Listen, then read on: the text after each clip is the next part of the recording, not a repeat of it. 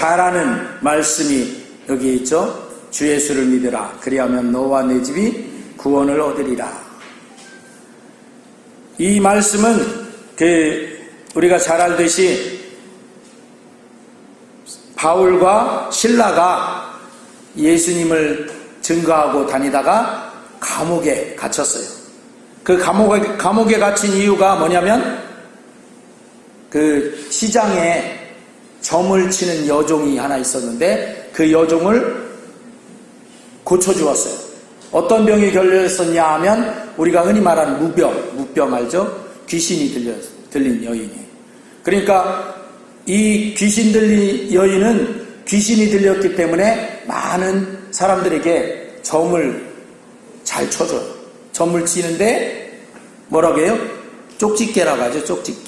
쪽집게 무당과 같이. 그리고 아주 용하다는 그런 소문이 난 그런 사람인 거예요. 왜냐하면 귀신이 들렸으니까. 귀신은 우리 일반 사람보다 훨씬 더 능력이 있어요. 귀신이 영적인 존재이기 때문에. 그래서 이 쪽집게 같은 이 귀신 들린 여인이 사도 바울을 보니까 하나님의 사람이에요. 그러니까 뒤에 쫓아다니면서 야, 저 사람은 하나님이 보낸 하나님 사람이다 하면서 막 뒤에서 외치는 거예요. 그러니까 사도 바울이 가다가 그냥 웬만하면 그냥 들려고 했는데 하도 그렇게 하니까 가다가 멈춰서서는 뒤돌아서서 그 여인을 향해서 그렇게 명령을 했어요. 이 추하고 더러운 귀신아, 그 여인에게서 떠나가라 하고 명령을 딱 내리니까 귀신이 그 즉시로 떨어져 버렸어요. 그러니까 그 여인은 어떤 여인이 된 거예요? 이제 그냥 일반 여인이 된 거예요. 귀신 들린 사람에서. 그러니까 점도 잘 칠 수 있어요, 없어요? 이제 점도 못 쳐.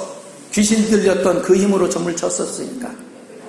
그런데 그런 모습을 보고 이 여인은 나아서 좋은데 그 뒤에서 이 여인을 통해서 돈을 벌어먹던 그런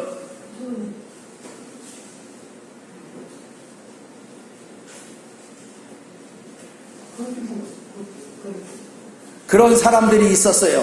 그러니까 앵벌이라고 하죠. 앵벌이처럼 그 여인이 뒤에서 그 여인을 점을 치게 하고는 그 복채라고 하죠. 복채를 한마디로 다 이렇게 가로채는 그런 나쁜 사람들이 있었죠. 그 사람들은 이 여인이 귀신이 들려 있을 때는 아주 좋았어요. 왜? 용하니까 많은 사람들이 이 여인한테 와서 그 점을 보는 거예요. 그리고 복채를 두둑이 내고. 그런데 귀신이 떨어져 버렸으니 이제 이 여인은 더 이상 점을 치지 못해요. 그러니까 그 뒤에서 그 여인을 통해서 이득을 보던 그런 그 사람들이 이거 어떻게 된 일이냐 하고 알아보니까 사도 바울이 귀신을 나가라 하고 쫓아내 버렸어요. 그러니까 그 사람들이 사도 바울과 실라를 붙잡아 갖고 저잣거리로 끌고 가서, 저잣거리가 어디냐면 시장거리로 끌고 가서는 막 치도구니를 했어요. 때리고. 그리고서는 감옥에 가둬버렸어요. 그런데 그 감옥에 갇힌 이 바울과 실라가 어떻게 밤중에 막 찬양을 하는 거예요.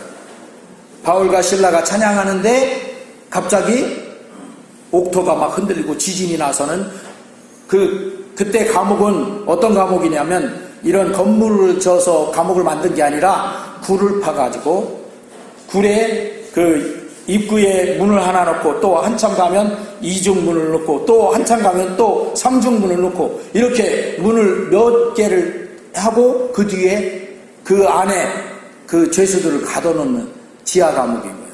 그 지하 감옥에 갇혀있던 이 바울과 실라가 찬양하고 기도하고 하는데 갑자기 옥토가 막 흔들리더니 감옥문이 철컥철컥철컥 다 저절로 열리는 거예요. 그리고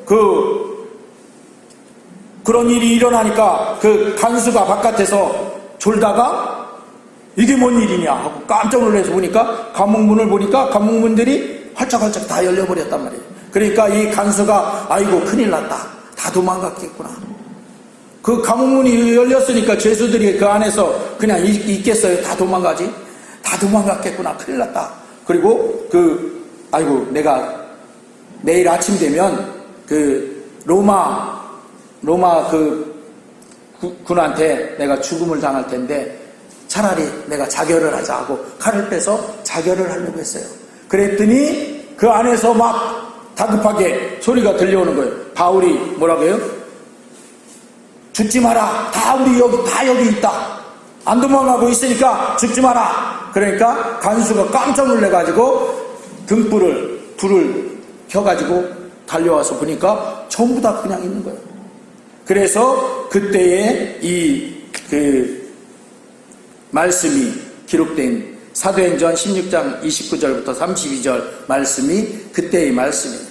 그래서 간수가 등불을 갖고 뛰어들어가서 무서워서 떨면서 바울과 실라 앞에 엎드려서는 뭐라고 하냐면 선생들이여 내가 어떻게 하여야 구원을 받으리까 하고 물으니까 그때 바울이 이르되 주 예수를 믿으라 그리하면 너와 내 집이 구원을 받으리라 하고 이렇게 말씀을 전한 거예요. 그러니까 그 간수가 그 즉시로 주의 말씀을 믿고 그 사람과 그 집에 있는 모든 가족들도 믿고 구원을 받았다 하는 것입니다. 할렐루야. 하나님은 이렇게 우리 사람들을 구원하시기를 원하신다 하는 것입니다. 요한복음 3장 16절 우리가 잘 알듯이 한번 같이 읽겠습니다. 시작. 하나님이 세상을 이처럼 사랑하사 독생자를 주셨으니 이는 그를 믿는 자마다 멸망하지 않고 영생을 얻게 하려 하심이라. 아멘. 이렇게 말씀하시면서 세상을 사랑하신다고 말씀하십니다. 여기서 말하는 하나님이 사랑하는 세상은 이 세상의 자연이나 또는 지구상의 모든 만물을 말하는 것이 아닙니다. 여기 말하는 이 세상은 사람을 말합니다. 사람을. 그래서 여러분들도 아마 기억에 있을 거예요. 하나님이 세상을에다가 누구를 넣어요? 내 이름을 넣어서 하면 이 말씀이 딱 맞는 말씀이 돼요. 한번 같이 자기 이름을 넣어서 세상을에다 자기 이름 넣는 거예요. 넣어서 한번 같이 읽어보겠습니다. 시작. 하나님이 장기련을 이처럼 사랑하사 독생자를 주셨으니 이는 그를 믿는 자마다 멸망하지 않고 영생을 얻게 하려 하심이라. 아멘. 딱 맞죠? 네? 하나님이 누구를 사랑하신다고요? 나를. 이 세상은 나야. 나.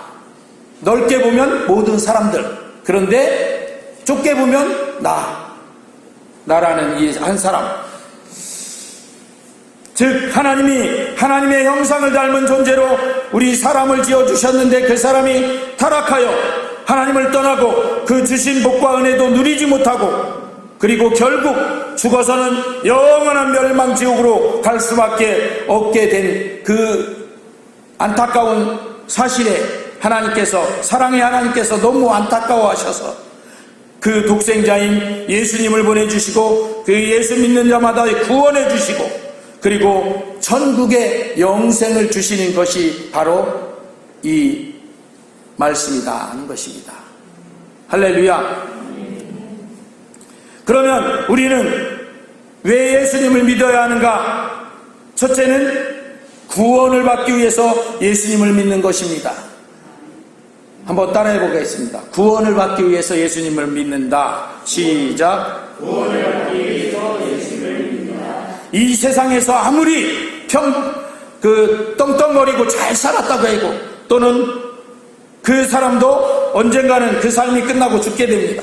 그리고 나서 그냥 끝나면 아무것도 아니겠지만 심판을 받아서 천국 아니면 지옥으로 가게 되는 것입니다. 이 구별에는 이 세상에서 얼마나 부자로 살았느냐, 권세자로 살았느냐, 공로를 세웠느냐, 그런 것으로 하는 게 아니라 예수님을 믿는 자는 천국으로, 믿지 않는 자는 지옥으로 딱 이렇게 갈라지는, 그것을 심판이라고 해요. 하나님께서 심판하신다 하는 것이죠. 그래서 오늘 본문에서도 바울이 이 간수에게 어떻게 하면 구원받겠습니까 하니까 어떻게 했어요? 자, 같이 읽어보겠습니다. 시작. 이르되 주 예수를 믿으라. 그리하면 너와 내 집이 구원을 받으리라 하고, 이렇게 말씀을 전한 것입니다. 수년 전에 미국에서 라이나 화이트라고 하는 18살밖에 안 된 소년이 에이즈로 죽어가는 모습을 매스컴들이 앞다투어서 이렇게 보도한 적이 있다고 해요. 13살 때 혈루병 치료를 위해서 수혈을 했어요. 그 청년이 수혈을 받다가 그 피 속에 에이즈가 이렇게 감염되어 있는 거 모르고 수혈을 받아서 에이즈에 감염된 이 소년은 5년 만에 이제 숨을 거두게 된 거죠. 18살 때 이제 죽게 된 거예요. 이때 아버지에게 그 소년이 남긴 말이 미국인들의 믿음의 사람들에게 진하게 감동을 시켰다고 해요. 아버지가 그렇게 말했습니다. 내가 이렇게 빨리 가야 한다니 가슴이 아프구나. 아버지가 너한테 해줄 수 있는 것이 하나도 없구나. 너무 안타까우니까 아버지가 그렇게 말했어요. 그랬더니 아들은 오히려 편안한 표정으로 이렇게 대답했다고 해요. 아버지는 그 대신에 제게 가장 소중한 선물을 주셨어요. 아버지는 제게 예수님을 알게 해주셨잖아요. 저는 예수님 때문에 영원한 생명을 얻었어요. 사람은 누구나 죽는 것인데 저는 조금 빨리 가는 것 뿐이고요. 너무 걱정하지 마세요, 아버지.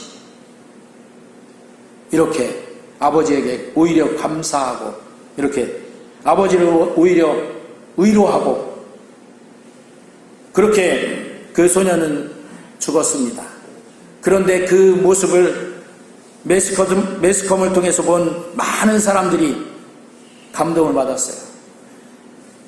이 감동적인 이야기는 우리에게 몇 가지 중요한 인생의 원리를 가르쳐주고 있습니다. 먼저는 사람은 다 죽는다는 것입니다. 그렇죠?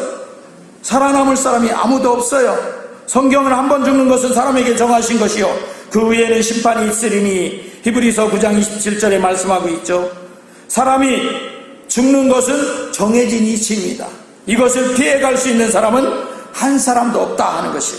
두 번째는 오는 순서는 정해져 있지만 가는 순서는 정해져 있지 않다 하는 것입니다. 그러니까 죽는 순서가 없다 이거예요.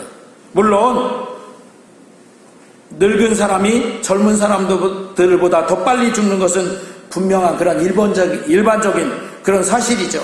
그렇지만 오늘 말씀드린 것처럼 18살짜리가 80 먹은 노인보다 더 먼저 갈 수도 있다 하는 거예요.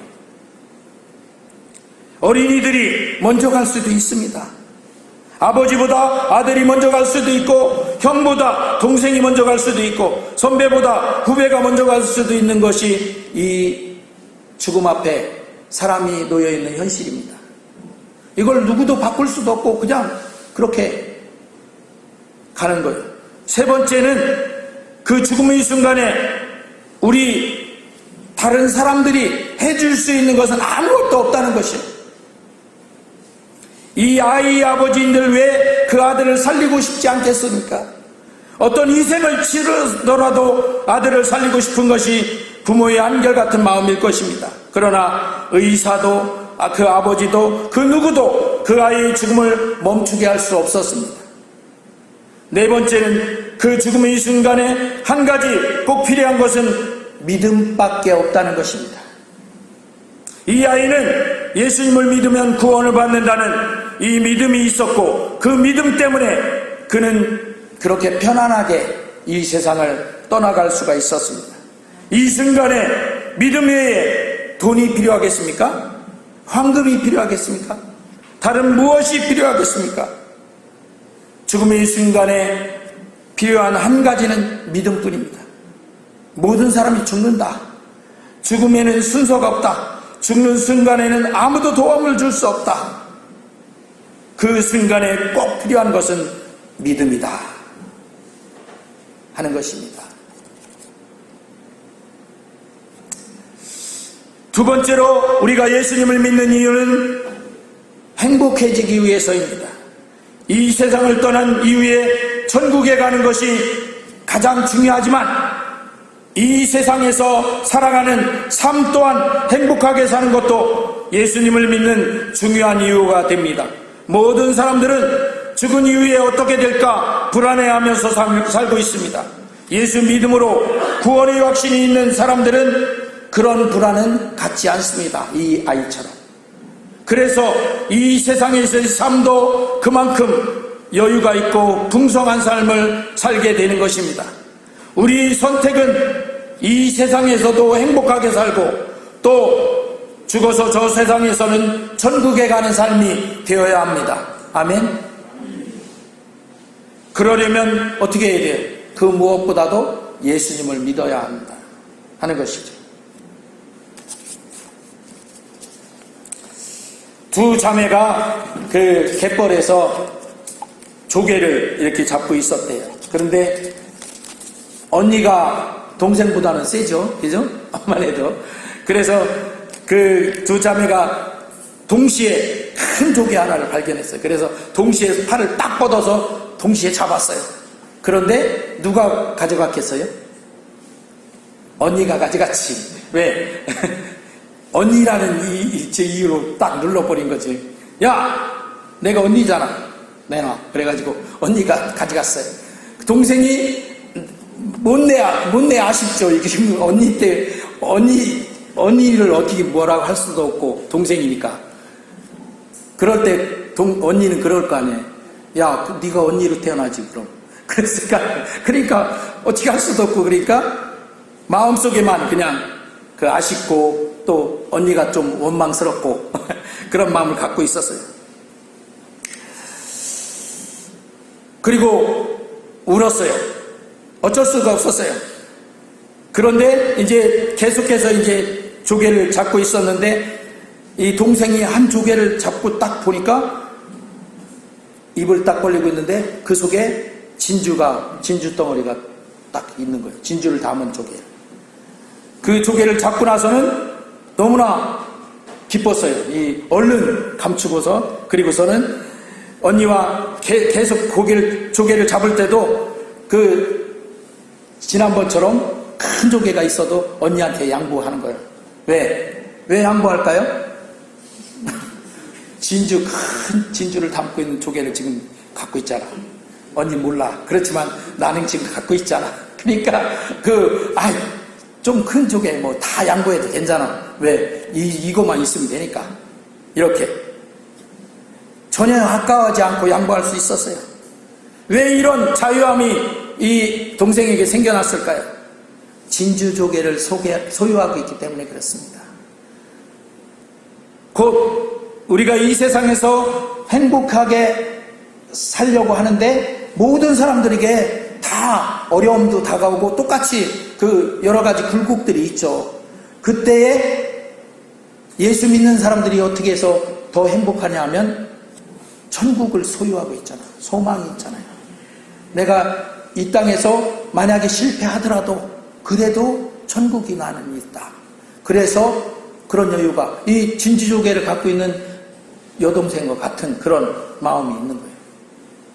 그래서 예수 믿는 행복한 우리 성도님들 되시길 주의 이름으로 축원합니다. 두 번째로 예수님을 믿음으로 받는 축복은 무엇입니까? 첫 번째 우리가 가장 중요하게 알 수 있는 것은 신분의 변화입니다. 이것은 그 어떤 것보다 큰 축복입니다. 요한복음 1장 12절에 같이 읽겠습니다. 시작. 영접하는 자 곧 그 이름을 믿는 자들에게는 하나님의 자녀가 되는 권세를 주셨으니. 하나님이 우리를 지어주셨으니까 하나님 자녀 맞잖아. 왜 목사님은 이제 예수님을 믿은 순간에 하나님 자녀가 된다고 하는 거야? 성경에도 왜 그렇게 나온 거야? 그런데요, 우리 요한복음 8장 44절 한번 볼까요? 시작. 너희는 너희 아비 마귀에게서 났으니 너희 아비 욕심대로 너희도 행하고자 하느니라. 그는 처음부터 살인한 자요 진리가 그 속에 없으므로 진리에 서지 못하고 거짓을 말할 때마다 제 것으로 말하나니 이는 그가 거짓말쟁이요 거짓의 아비가 되었음이라. 누구의 자녀였었다고요? 아비가 누구라고요? 마귀 자녀였었다가 신분이 예수님을 믿음으로 해서 변화되어서 하나님의 자녀가 되었다는 것입니다. 할렐루야. 마귀의 자녀가 좋습니까? 하나님 자녀가 좋습니까? 당연히 물어보나 마나 하나님 자녀가 좋다고 할 것은 분명한 사실입니다. 이렇게 마귀의 자녀였다가 만군이 하나님의 자녀가 되는 것입니다. 그래서 아버지께 기도할 수가 있게 됐다고 성경은 말합니다. 그래서 요한복음에 보면 너희가 내 자녀이니 이제까지는 구하지 않았어도 이제부터는 어떻게 해라? 구하라. 그리하면 내가 주리라. 할렐루야. 아버지니까 하나님 아버지 앞에 우리가 아버지 자녀인 내가 이게 필요합니다 하고 구할 수 있다는 것이죠. 그리고 죄의 노예로 살던 자에게서 사죄함을 받아 진리로 참 자유를 얻은 자로 하나님을 찬양하며 하나님의 영광을 위해서 사는 자가 된 것입니다. 예수님을 믿음으로 받는 축복은 그냥 이 세상에서 더 좋게 되는 것 그 정도가 아님을 우리는 분명하고 확실하게 알아야 합니다. 아멘.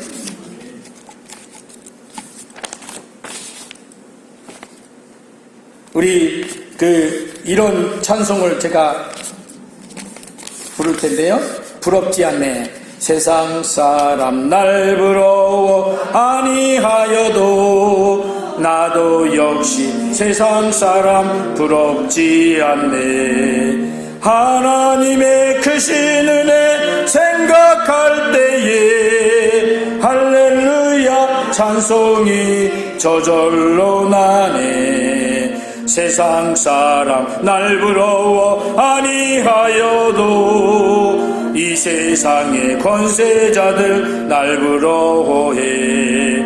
성령 충만 받은 것을 생각할 때에 할렐루야 찬송이 저절로 나네. 세상 사람 날 부러워 아니하여도 하늘나라 천군 천사 날 부러워해. 영원토록 누릴 영화 생각할 때에 할렐루야 찬송이 저절로 나네. 이 세상의 권세자들도 그리고 부귀영화를 누리는 사람들도 또 천군 천사까지도 나는 부럽지 않고 그들이 나를 부러워하는 그게 바로 누구예요? 예수님을 믿는 자들이 받은 축복이다 하는 것입니다. 할렐루야. 이렇게 예수님 믿음으로 받는 축복을 나 혼자만 갖고 있으면 되겠습니까? 아니다 하는 거죠. 가장 가까운 이웃인 가족들에게 또 이웃들에게 친구들에게 전해줘야 됩니다. 아멘. 그들도 세상을 부러워하지 않고 세상이 그들을 부러워하는 사람이 되도록 그렇게 전해주시기를 주의 이름으로 축원합니다. 기도합니다.